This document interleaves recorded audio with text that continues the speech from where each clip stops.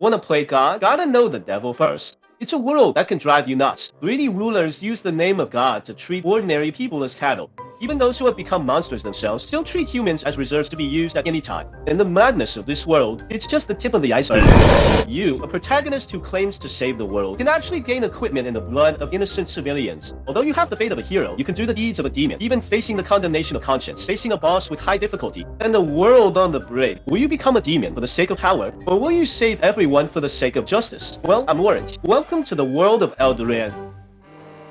On a wobbly little boat, a bounty hunter looks thoughtfully at the parchment in his hand. Because his next target, the sand tyrant, is right there in a place called Elderand, a place where anything can happen. Like, look, there's a plane. Shit, this is clearly a Superman. Who's crossing the tribulation here? Can you take me with you?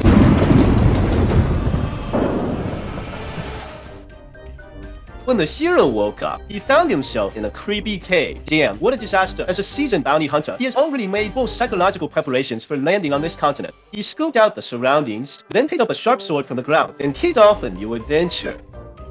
Typical of a galactic Castlevania game, we can not only use the sword in our hands, but also use equipment we loot and gain one skill point for each level, defeating or defending against the enemies in front of you in different forms. The initial boss is not even a threat to the pro player like me. Shit. Yeah, this game starts off super tough. Monsters can even attack the player at the same time as you attack, making you die at any time. Coupled with the characteristic of Metroidvania, the map is easy to get lost, which makes the so-called novice area of the cave. Let me die for more than an hour. So, back to the main point. Just stepping in, we can spot that human bones are everywhere. Even if you leave this cave, the woods are filled with man-eating mutants, and there are so many human bodies, they even feed the birth of monsters. In the corner of the cave, a bunch of red-robed cultists seem to be worshipping something. What's weirder is, the first time I hit the interaction button, something shocking happened.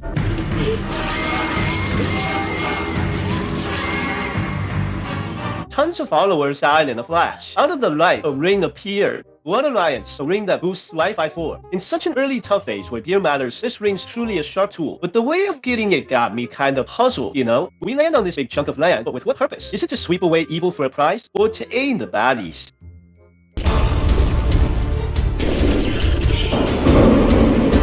Finally, in the forest of the exhausted outside the cave, we encountered the first real boss in the game, the Golem, Ragna. Based on my experience, in games where the difficulty of minion is high, the difficulty of the boss will be low. I'm gonna...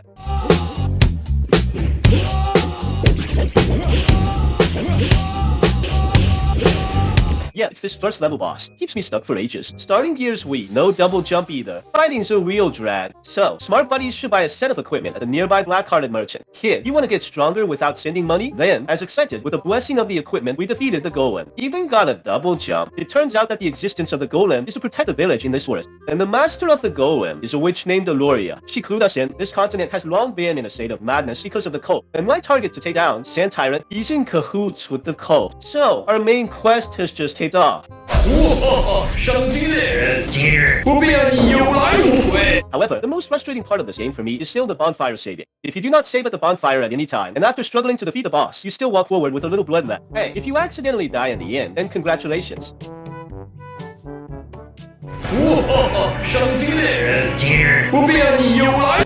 Brothers, every coin counts. Give me 2 coins, you can watch me suffer and break down. Then according to the witch's hint, we rang the big bell at the town's edge and see a thin boatman, muttering about the toll, then swayed our way across. He looks like the ferryman Sharon in Greek legend, who only lets you cross the river if you pay. And the place we're heading to. Seriously, it's like hell.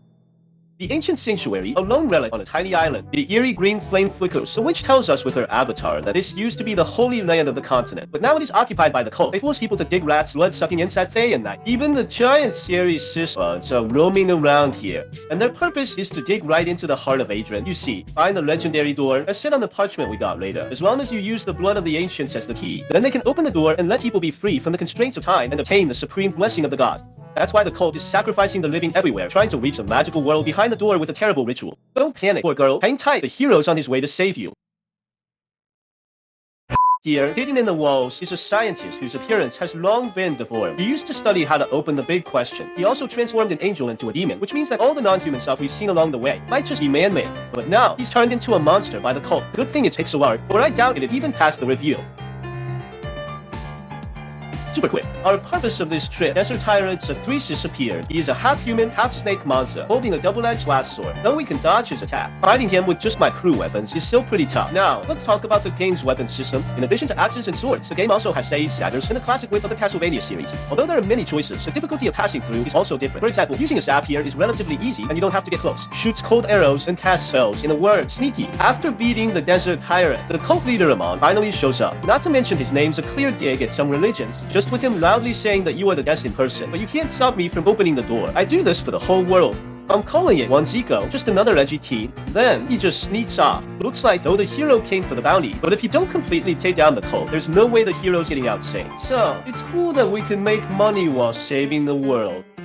Cult Sanctuary, the town tied in cultist clutches. Not as bright as the name suggests. Its existence only represents despair, the terrible blood sacrifice everywhere, the knight with a sword covered in blood, the priest wearing the emperor's new clothes, and the eerie angels artificially created. Of course, the most troublesome from the game and the real level, Amon. His initial attack is quite easy to dodge, but when his blood volume reaches 1/5, Amon will enter the second stage, and he will quickly use far and near different 3 moves. Although a single dodge is not a problem, the problem is that there is basically no buffer time between the moves, no gap switching. Holding on for a minute is okay, but if your output is not enough to let you hold on for a long time, unless you are the legendary music game player, otherwise it is really difficult to deal with. What? Is it my level not high enough? So I went around leveling up by beating monsters. Finally reached level 41. Let me beat you this time. What? That's how it is. If I use the staff as the main weapon, I will have a flexible and changeable long arm. Let me beat you this time. What if I put all the skill points on attack? What if I switch all the skill points into magic? Brothers, every coin counts. 2 is never too much. Drop some coins to boost the host. Orange is smart, please. So, when you're killing mobs in the city and sword keys, fanatic clothes, you can kneel on the spot in the cult hall. Is it that only by succumbing to the dark can you really defeat the dark?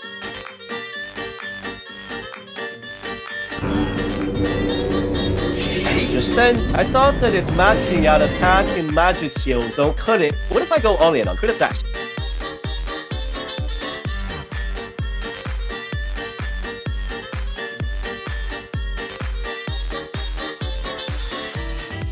So, finally, after a lot of attempts and practice, this critical strike is really powerful. As long as you are familiar with the boss's action pattern, several moves, the boss lost 1/3 HP, although the first attempt was a draw or I die. But since the method is feasible, why not give it another go? So, our hero wipes out Amon, his body shatters and turns into a wisp of black smoke, drifting away. A whisper shakes you right by your ear. After that, even the only village got wiped out. The whole continent turned into an empire shrouded in fear. The Slayer becomes the monster, though all signs pointed to it. Our main guy might not be Mr. Nice. That outcome kinda makes sense. But what's with that black smoke, really? Why did our hero flip a switch? Behind all this, is there a real puppet master? So, the game's got other secret endings. First, we gotta go back before we slay the Sand Tyrant. We'll find a dude held by cultists cause he's bad. He'll give us a piece of a mirror. That lets us unlock new powers and explore new areas. But that's not important. The important thing is, after defeating that silly snake, you must release this little fat man.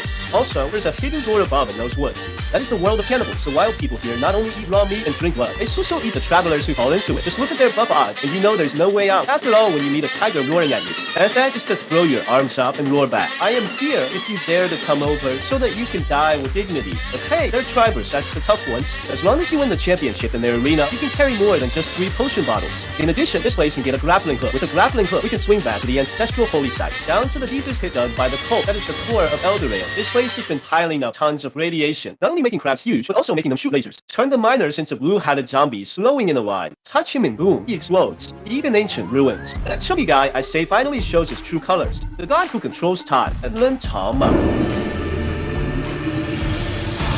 Though a god, I'd call him the weakest boss. The air rate is not as high as the previous monsters. Full screen skills, just a flick of the claw.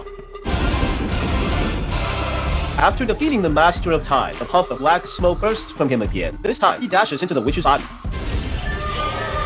And the witch who has been helping us will become the next big boss we gotta beat. Yeah, the bad ending told us so. When Amon is defeated, there will be a black smoke in the body. It can be seen that the smoke itself can make creatures mutate, making the originally normal people and gods become more and more brutal. A long time ago, there was a witch, a priest, and a not very smart god who wanted to open a legendary door with supreme power. Though the trio just wanted to bless humanity, with good intentions eventually did bad things. The power behind it is not what a normal god is, but an evil power that can amplify people's desires by several times. So, it all started with these three, and it's gonna end with them too. Now that the god's host just got off the witch and defeat Amon, the mysterious power behind the door finally shows the tip of the iceberg. The evil god Dana, the god who's always been worshipped by Amon. At first, he was just hiding in the statue, attacking with mutation spikes and space magic. But after breaking the statue, the gods just showed their true colors. That's a three-faced monster, all twisty-faced and fierce. He not only has almost infinite energy, but also can manipulate space at will, causing terrible changes in the terrain. In the end, just beat this scary god. That evil castle will just crumble away. Of course, anyone who's played Castlevania knows. Tribute all our tributes. And the last villager got saved too, with statue. It also stands on the continent of Elderand. Hey, but actually, we don't have to kill the witch. That's the secret final ending of the game. After defeating the Master of Time, you will drop a piece of ore. With this ore, you can make a ring that can see hidden things in the blacksmith shop. Then challenge the witch again, and you'll spot a nasty monster floating around the witch. This is the true appearance of the black boss. Beat this beast, and the witch survives. The ending changes too. The witch joins the gang. Nailed the perfect ending. Finally, those two secret endings, just a hair apart, but it subtly satisfies the player's heart's regret. And later I found out, the player's sacrifice of the common people does not affect the direction of the game. It is not about the player's choice. It's all about how much you dig into the details and the map. Only by understanding in detail can you get the perfect ending. Think about it. Makes total sense, right? If life is a game that cannot be saved and can only be played to the end, what kind of ending and fate you get, it's all up in the air, really. But whether it's happy or sad, the tough hits and adventures are just part of the ride. If you fail, get up again. Hit a snag, just chill and break it down. If you have worked hard, you'll have no regrets, right? Well, if you like this video, please drop some coins to support. Thanks for sticking with us.